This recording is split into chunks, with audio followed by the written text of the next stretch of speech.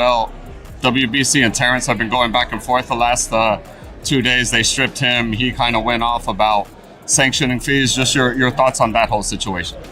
I mean, shit, belts matter, so you got to pay your sanctioning fees. I mean, there's possible opportunities. I think me winning this fight will propel my name to be a bigger name, put me as one of the front runners, as one of the next American stars, and that opens the door for a lot more business. Me personally, I'm an advocate for the Muhammad Ali Act and the way boxing has been going down.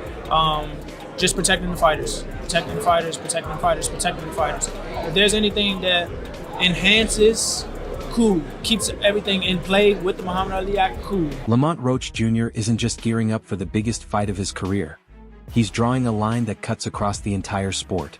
While Terence Crawford clashes with the WBC over stripped titles and sky-high fees, Roach is focused on a bigger threat, the UFC's looming takeover of boxing. His warning to Crawford is blunt, but his message to Dana White is even sharper. Change is welcome, he says, but there's one line no promoter or billionaire can cross. The Muhammad Ali Act must remain untouched. If the new era means sacrificing fighter freedom, Roach won't play along. This fight isn't just about belts anymore. It's about control. And Roach is ready to say what most won't.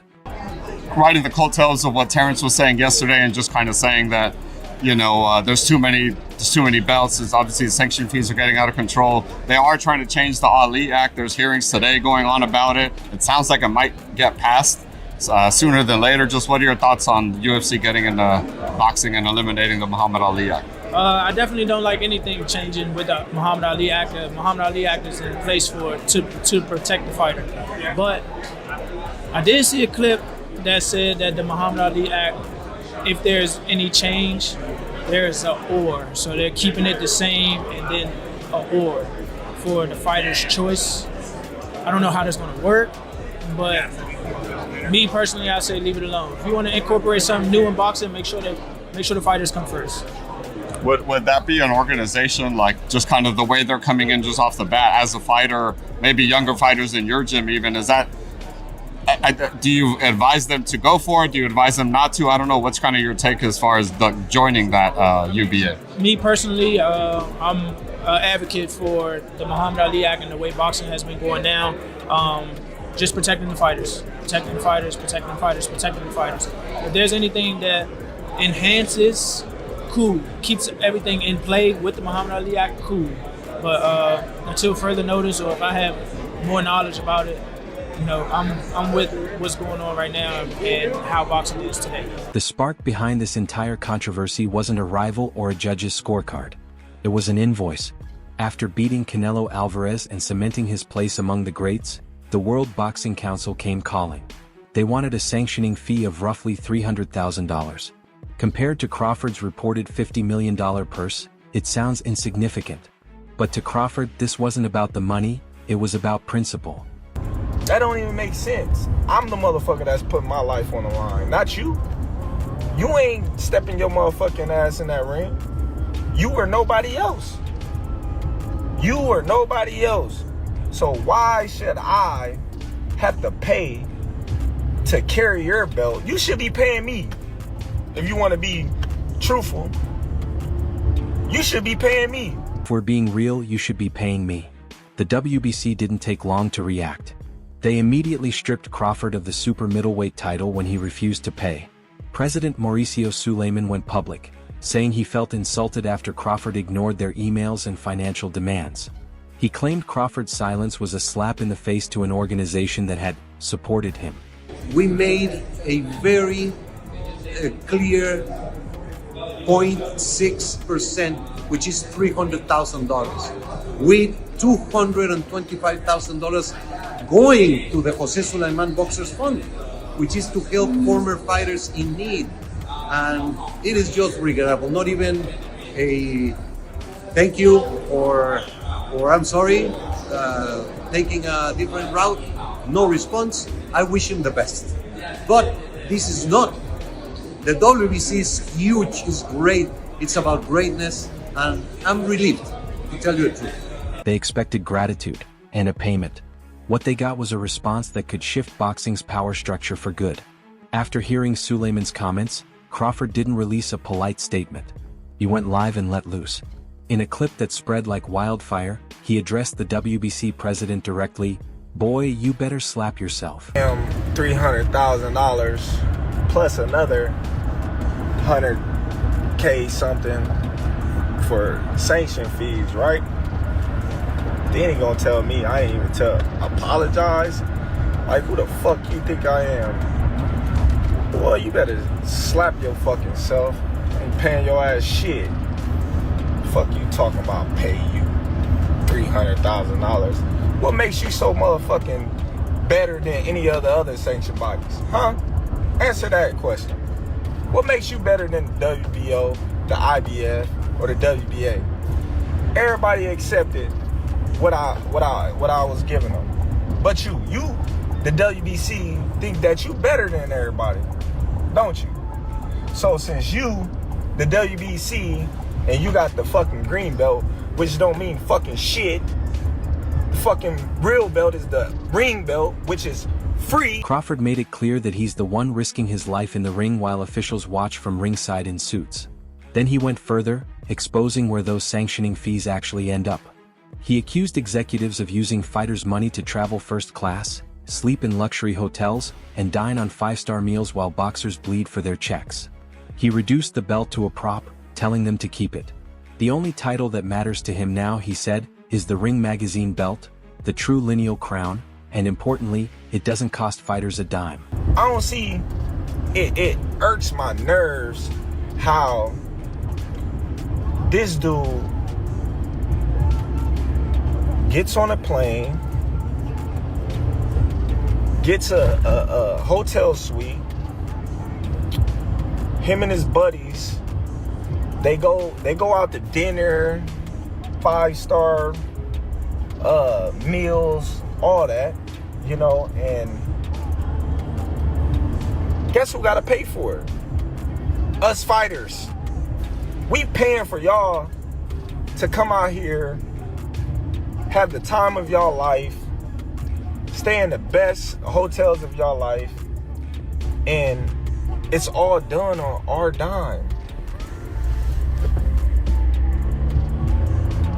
It's done on our dime. Do that sound right to y'all? It's crazy, ain't it?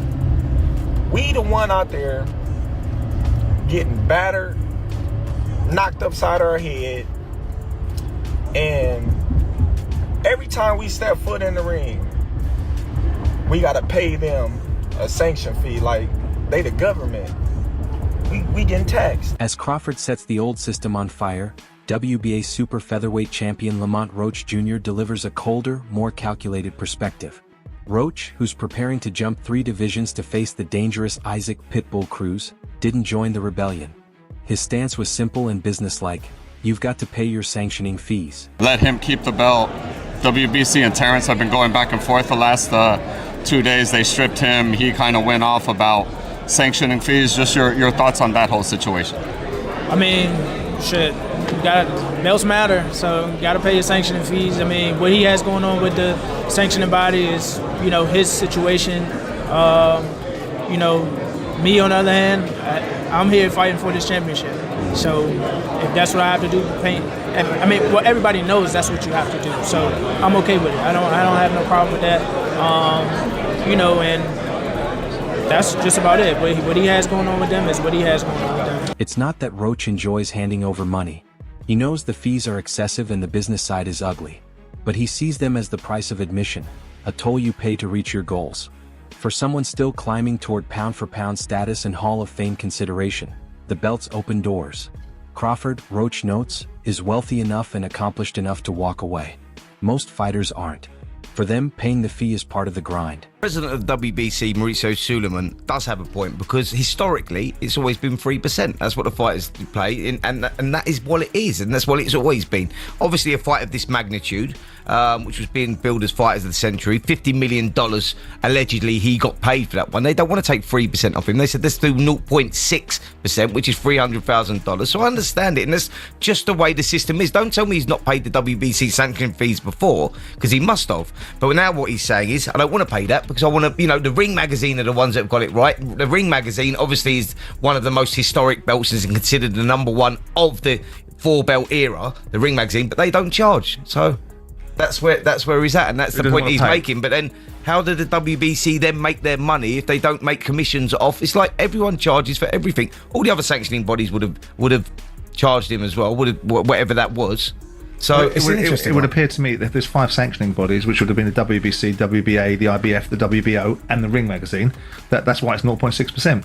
Because if you divide 3% by 5, you get 0.6%.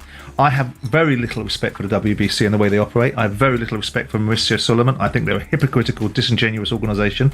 But I don't think there's anything fundamentally wrong with what he said there. And if it is indeed the deployment of those funds go to the well-being of fighters, we can't have an industry that constantly talks about the need to look after its own, and then when it gets to the top end of the tree, the top end doesn't want to pay it down. Yeah. The challenge for me is that this organisation with WBC lacks all integrity. It makes up belts when it feels like it because it's a sycophantic organisation. What makes this conflict dangerous for traditional boxing organizations is timing. Crawford's rebellion isn't happening in isolation. Just as he's dismissing their belts as meaningless, news breaks that UFC CEO Dana White and His Excellency Turki Alashik are launching a major boxing promotion, likely under the Zuffa Boxing banner.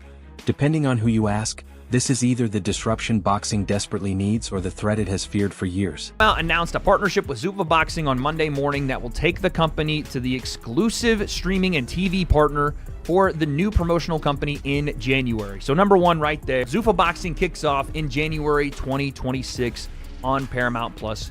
12 events, like we said, will begin with 12 boxing cards on Paramount Plus in 2026 and is expected to grow in later years. It is also possible that select boxing events will eventually be broadcast by CBS, who is also owned by Paramount, and other linear Paramount platforms. What does this mean? Well, number one, I assume, because the way that the verbiage has been tossed out right now, Dana White will have the contender-style boxing fights for Zuffa Boxing on Paramount Plus. 12 to start in 2026, maybe more as the year goes on, but it's essentially once a month. And there's a little Easter egg in there that talks about select boxing events eventually being broadcast on CBS, which right now I don't think would be the boxing equivalent of a Contender Series, because the UFC has already signed a streaming deal, a TV rights deal with Paramount Plus, and they had somewhat of a similar structure where the UFC numbered events, what used to be called the pay-per-view events, would be on CBS, and the fight night events and contender stuff and whatever else would be on Paramount Plus. I have a feeling Dana's going to want to do the same thing or something similar